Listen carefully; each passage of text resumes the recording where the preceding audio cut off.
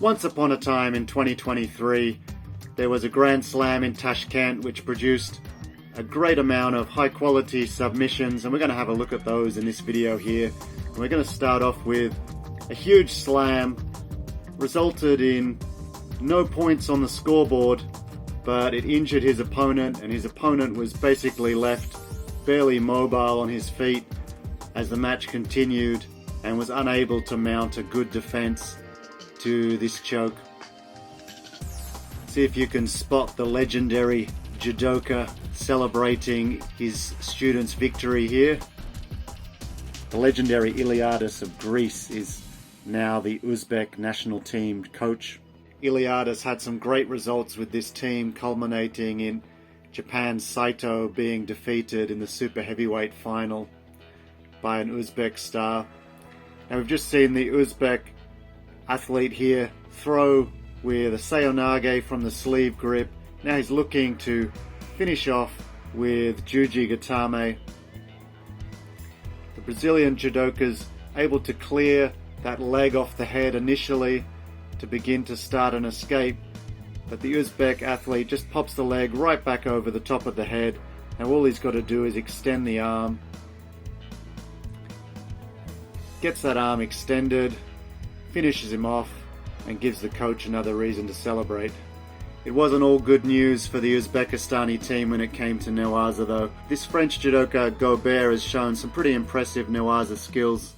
Now tell me, what do you think? Was this sankaku-jime or was it ude-gatame? Did he submit due to an arm lock or a choke? I'm gonna go with choke, but it certainly was an unusual application of the technique. Looked like he was fired out of a cannon when he let him go. Unfortunately for the Uzbek, his coach has got an even bigger cannon. Now I've called this a rare choke in the past when I featured this in a video in December. There are actually two of these at the Tashkent Grand Slam, so not so rare. My knowledge of this choke is the left hand drives into the throat while the right side armpit forces the head into the hand, but it looks as though that left hand might have been on the jaw or the cheek. It looks like it caused his rival incredible amounts of pain. Let me know, maybe you've trained with Ungvari and felt the pain for yourself. Leave a comment. Now we have someone who enjoys choking so much they don't really seem to want to let go after the submission. Kata-ha-jime, single wing strangle, left arms behind the head, pushing it into the collar grip on the right hand, and he's pretty keen to keep a grip on that collar. There are currently two judoka by the name of BORCHASHVILI on the Austrian judo team at the moment. I can only assume they're brothers from Georgia. In this one, he wasn't able to get the osai komi.